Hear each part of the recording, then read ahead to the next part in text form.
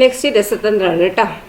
അപ്പോൾ 1 മുതൽ 4 വരെയുള്ള ചോദ്യങ്ങൾ ഏതെങ്കിലും 3 ഉത്തരം എഴുതുക, ഒരു സ്കോർ വീതം അല്ലേ. താഴെ കൊടുത്തിരിക്കുന്നവയിൽ ചൂടാക്കുമ്പോൾ ദ്രാവകമാകാതെ നേരിട്ട് വാതകമായി മാറുന്ന ഖരപദാർത്ഥം ഏതാണ്? ഇതില് കറിവേപ്പാണോ, പഞ്ചസാരയാണോ, മെഴുകാണോ, കർപ്പൂരാണോ? ഏതാണ്? കർപ്പൂരാണ് അല്ലെ. എന്താണ്? കർപ്പൂരം.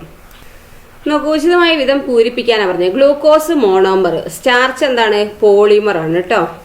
അപ്പൊ സ്റ്റാർച്ച് പോളിമർ അല്ലെ. ഇനി രാസസമവാക്യം പൂർത്തീകരിക്കാനാണ് പറഞ്ഞിരിക്കുന്നത്. Mg+H2O gives MgO+H2 ആണ് കേട്ടോ ഇവിടെ വരുന്നത്.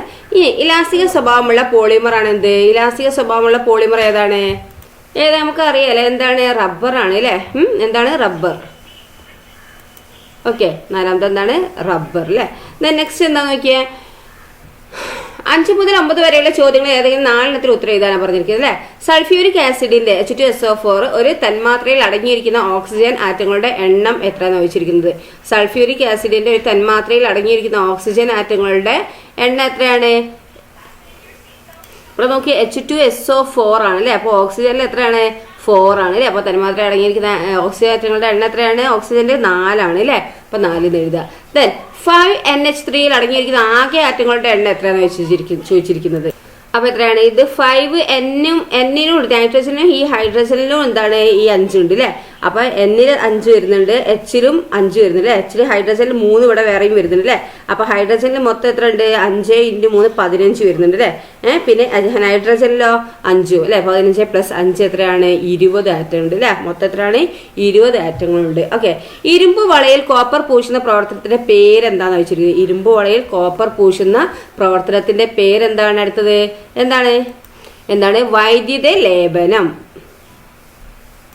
നെക്സ്റ്റ് ക്വസ്റ്റ്യൻ എന്താണ്? ഈ പ്രക്രിയ ഒരു വൈദ്യുതി രാസപ്രവർത്തനമാണ്, എന്തുകൊണ്ടാണ് ചോദിച്ചിരിക്കുന്നത്. എന്താണ്? ഈ പ്രക്രിയയിൽ വൈദ്യുതി ഉപയോഗിക്കുന്നതിനാൽ ഇതൊരു വൈദ്യുതി രാസപ്രവർത്തനമാണ് അല്ലെ. എന്താണ്? ഈ പ്രവർത്തനത്തിൽ വൈദ്യുതി ഉപയോഗിക്കുന്നതിനാൽ ഇതെന്താണ്? വൈദ്യുതി രാസപ്രവർത്തനമാണ്. ഓക്കെ. നെക്സ്റ്റ് 7ാമത്തെ എന്താണ്? വൈദ്യുതി ബൾബിന്റെ ഫിലമെന്റ് നിർമ്മിക്കാൻ ഉപയോഗിക്കുന്ന ലോഹം ഏതാണ്? വൈദ്യുതി ബൾബിന്റെ ഫിലമെന്റ് നിർമ്മിക്കാൻ ഉപയോഗിക്കുന്ന ലോഹം എന്താണ്? ടങ്സ്റ്റൺ ആണ് കേട്ടോ. എന്താണ്? ടങ്സ്റ്റൺ. നെക്സ്റ്റ് എന്താണ്?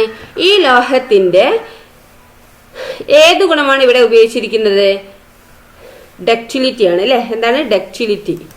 നെക്സ്റ്റ്, ചൂടിൽ തന്നിരിക്കുന്ന സാഹചര്യങ്ങളിൽ ജലത്തിന്റെ ഏത് ഗുണങ്ങളാണ് പ്രകടമാകുന്നത് ചോദിച്ചത്. വാഹനങ്ങളുടെ റേഡിയേറ്ററിൽ ജലം ഉപയോഗിക്കുന്ന ജലത്തിന്റെ ഏത് ഗുണങ്ങളാണ് ഇവിടെ പ്രകടമാകുന്നത്? വാഹനങ്ങളുടെ റേഡിയേറ്ററിൽ ജലം ഉപയോഗിക്കുന്നത് ഏതാണിതാ? വിശിഷ്ട താപധാരിത അല്ലെ. വിശിഷ്ട താപധാരിതയാണ് ഇതിൽ വെള്ളം ഒഴിക്കുന്നത് അല്ലെ. വാഹനങ്ങളുടെ റേഡിയേറ്ററിൽ ജലം ഉപയോഗിക്കുന്നത് വിശിഷ്ട താപധാരിത അല്ലെ. നെക്സ്റ്റ്, ജലത്തിന്റെ ചെറുതുള്ളികൾ ഗോളാകൃതിയിൽ കാണപ്പെടുന്നുണ്ട് അല്ലെ. എന്താണ്? പ്രതലബലം അല്ലെ. എന്താണ്? പ്രതലബലം.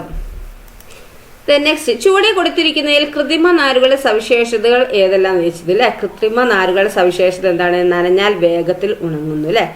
അത് എന്താണ്? ഒരു സവിശേഷതയാണ് അല്ലെ. നനഞ്ഞാൽ വേഗത്തിൽ ഉണങ്ങുന്നു. പിന്നെ അതിൽ വരുന്ന ഏതാണ്? ചുളുങ്ങുന്നില്ല അല്ലെ. അങ്ങനെയൊന്നും ചുളുങ്ങൂല. എന്ത്? കൃത്രിമ നാരുകളുടെ സവിശേഷങ്ങൾ അല്ലെ. എളുപ്പത്തിൽ ചുളുങ്ങൂല. നെക്സ്റ്റ്, 10 മുതൽ 13 വരെയുള്ള ചോദ്യങ്ങളിൽ ഏതെങ്കിലും 3 ഉത്തരം എഴുതുക അല്ലെ. എത്ര സ്കോർ? 3. നെക്സ്റ്റ്, ചുവടെ കൊടുത്തിരിക്കുന്ന പട്ടിക വിശകലനം ചെയ്ത് ചോദ്യങ്ങൾക്ക് ഉത്തരം എഴുതാനാണ് പറഞ്ഞത്. മിശ്രിത എയും മിശ്രിതം ബിയും മിശ്രിതം സിയും തന്നിട്ടുണ്ട് അല്ലെ. അതിൽ മിശ്രിത എയിൽ ഘടകങ്ങളെ അരിച്ച് വേർതിരിക്കാൻ കഴിയില്ല, കടത്തിവിടുന്ന തീവ്രപ്രകാശത്തിന്റെ പാത ദൃശ്യമാണ് അല്ലെ. മിശ്രിത എ. ബിയോ ഘടകങ്ങളെ അരിച്ച് വേർതിരിക്കാൻ കഴിയും. സിയോ മിശ്രിതം സി ഘടകങ്ങളെ അരിച്ച് വേർതിരിക്കാൻ കഴിയുന്നില്ല, കടത്തിവിടുന്നവ തീവ്ര പ്രകാശത്തിന്റെ പാത ദൃശ്യമല്ല. ഇതിലെ ഫസ്റ്റ് ക്വസ്റ്റ്യൻ എന്താ? ഇവയിൽ ഏത് മിശ്രിതമാണ് യഥാർത്ഥ ലായനിയെ സൂചിപ്പിക്കുന്നത്? യഥാർത്ഥ ലായനിയെ സൂചിപ്പിക്കുന്നത് ഇതിൽ ഏത് മിശ്രിതമാണ് ചോദിച്ചത്. ഏതാണ്? മിശ്രിതം സി അല്ലെ. ഘടകങ്ങളെ അരിച്ച് വേർതിരിക്കാൻ കഴിയില്ല എന്ന്, കടത്തിവിടുന്ന തീവ്ര പ്രകാശത്തിന്റെ പാത ദൃശ്യമല്ലാത്ത കാണുന്നത് യഥാർത്ഥ ലായനിയെ സൂചിപ്പിക്കുന്നത്. കുറച്ചു നേരം അനക്കാതെ വയ്ക്കുമ്പോൾ ഏത് മിശ്രിതത്തിലെ കണങ്ങൾ അടിയുന്നത്? ഘടകങ്ങളെ അരിച്ച് വേർതിരിക്കാൻ കഴിയുന്നത് മിശ്രിതം ബി ആണ് അല്ലെ. മിശ്രിതം ബി അല്ലെ. പാൽ ഇവയിൽ ഏത് തരം മിശ്രിതത്തിൽ ഉൾപ്പെടുന്നു? മിശ്രിതം എ ആണ് അല്ലെ. അതിന് വേർതിരിക്കാനൊന്നും കഴിയില്ലല്ലോ പാലൊന്നും അല്ലെ. ഓക്കെ. കടത്തിവിടുന്ന തീവ്രപ്രകാശത്തെ പാത ദൃശ്യമാണ് അല്ലെ. അതെ, പാല് ഇതിൽ പെടും. മിശ്രിതം എയിലാണ് പെടുന്നത് കേട്ടോ. അപ്പൊ നോക്ക്, മിശ്രിതം സി ആണ് ഫസ്റ്റ് യഥാർത്ഥ ലായനി. പിന്നെ മിശ്രിതം ബി എന്താ? സസ്പെൻഷന്. മിശ്രിതം എ എന്താ? കൊളോയിഡ് എന്ന് പറയില്ലേ. ഓക്കെ. നെക്സ്റ്റ് എന്താണ്? 11. എന്താ 11ാമത്തെ ക്വസ്റ്റിന് ജലത്തിന്റെ ഏത് സാമ്പിളുകൾ 2 സാമ്പിളുകളാണ് നൽകിയിരിക്കുന്നത് അല്ലെ. സാമ്പിൾ 1 സോപ്പ് എളുപ്പത്തിൽ പതയുന്നു, സാമ്പിൾ 2 സോപ്പ് എളുപ്പത്തിൽ പതയുന്നില്ല. ഇവയിൽ ഏതാണ് കഠിനജലം? ഏതാണ്? സോപ്പ് എളുപ്പത്തിൽ പതയുന്നില്ല അല്ലെ. സാമ്പിൾ 2 ആണ് അല്ലെ കഠിനജലം. ഈ ചുവടെ തന്നിരിക്കുന്നതിൽ ജലകാഠിന്യത്തിന് കാരണമായ ലവണം ഏതാണ്? ചുവടെ തന്നിരിക്കുന്ന ജലകാഠിന്യത്തിന് കാരണമായ ലവണം ഏതാന്നാ ചോദിച്ചത്. ഏതാണ് ഇതിൽ തന്നിരിക്കുന്നതിൽ? മെഗ്നീഷ്യം ക്ലോറൈഡ് ആണ് അല്ലെ. എന്താണ് ജലകാഠിന്യത്തിന് കാരണമായ ലവണം ഏതാണ്? Magnesium chloride. നെക്സ്റ്റ് ഏത് തരത്തിലുള്ള ജലകാഠിന്യമാണ് തിളപ്പിച്ച് മാറ്റാൻ കഴിയുന്നത്? നമുക്ക് തിളപ്പിച്ചാൽ എന്താണ് അതിന്റെ കാഠിന്യം കുറയുന്നു പറഞ്ഞിട്ടുണ്ട് അല്ലെ. അപ്പോൾ ഏത് തരത്തിലുള്ള ജലകാഠിന്യമാണ് തിളപ്പിച്ച് മാറ്റാൻ കഴിയുന്നത് എന്നാണ് ചോദിച്ചത്. ഏതാണ്? താൽക്കാലിക കാഠിന്യാണ് അല്ലെ. ഓക്കെ, താൽക്കാലിക കാഠിന്യാണ് തിളപ്പിച്ചാൽ മാറ്റാൻ കഴിയുന്നത്. നെക്സ്റ്റ് 12ാമത്തെ എന്താണ്? പ്ലാസ്റ്റിക്കിന്റെ 2 വകഭേദങ്ങളാണിത്. തെർമോ പ്ലാസ്റ്റിക്കും തെർമോസെറ്റിങ്ങും പ്ലാസ്റ്റിക്കും അല്ലെ. ഇവ തമ്മിലുള്ള വ്യത്യാസം എന്തെന്നാ ചോദിച്ചിരിക്കുന്നത്. താഴെ കൊടുത്തിരിക്കുന്നതിൽ തെർമോ സെറ്റിംഗ് പ്ലാസ്റ്റിക് ഏതെന്നും ചോദിച്ചിട്ടുണ്ട് അല്ലെ. അപ്പൊ 2 വകഭേദമാണിത്, തെർമോ പ്ലാസ്റ്റിക്കും തെർമോ സെറ്റിങ്ങും അല്ലെ. ഇവ തമ്മിലുള്ള വ്യത്യാസം എന്താണ്? തെർമോ പ്ലാസ്റ്റിക് ചൂടാക്കുമ്പോൾ മൃദുവാകുകയും തണുപ്പിക്കുമ്പോൾ ദൃഢമാവുകയും ചെയ്യുന്നു അല്ലെ. തെർമോസെറ്റിംഗ് പ്ലാസ്റ്റിക് എന്താണ്? നിർമ്മാണ വേളയിൽ ചൂടായ അവസ്ഥയിൽ മൃദുവായിരിക്കുകയും എന്നാൽ തണുപ്പിക്കുമ്പോൾ സ്ഥിരമായി ദൃഢമാവുകയും ചെയ്യുന്നു. എന്താണ്? ചൂടാക്കുമ്പോൾ മൃദുവാകുകയും തണുപ്പിക്കുമ്പോൾ ദൃഢമാവുകയും ചെയ്യുന്നു തെർമോ പ്ലാസ്റ്റിക്. തെർമോസെറ്റിംഗ് പ്ലാസ്റ്റിക്കോ നിർമ്മാണ വേളയിൽ ചൂടായ അവസ്ഥയിൽ മൃദുവായിരിക്കുകയും എന്നാൽ തണുപ്പിക്കുമ്പോൾ സ്ഥിരമായി ദൃഢമാവുകയും ചെയ്യുന്നു. പിന്നെ തെർമോ പ്ലാസ്റ്റിക് ചൂടാക്കുമ്പോൾ ഭൗതിക മാറ്റം സംഭവിക്കുന്നു. തെർമോസെറ്റിങ്ങിലോ ചൂടാക്കുമ്പോൾ ഭൗതിക മാറ്റത്തോടൊപ്പം രാസമാറ്റവും സംഭവിക്കുന്നുണ്ട്. അതാണ് അതിന്റെ വ്യത്യാസം കേട്ടോ. അടുത്തത് എന്തായാലും പറഞ്ഞിരുന്നു, 2ാമത്തെ ബി പറഞ്ഞിരുന്നു. ഏതാണ്? താഴെ കൊടുത്തിരിക്കുന്നതിൽ തെർമോസെറ്റിംഗ് പ്ലാസ്റ്റിക് ഏതാന്ന് വെച്ചിരിക്കുന്നത് അല്ലെ. ഇതിൽ ഏതാണ്? ബേക്കലൈറ്റ് ആണ് കേട്ടോ. ഓക്കെ, 13ാമത്തെ എന്താണ്? ഇന്ന് വ്യാപകമായി അനുഭവപ്പെടുന്ന പ്രശ്നമാണെന്ത്? ജലമലിനീകരണം.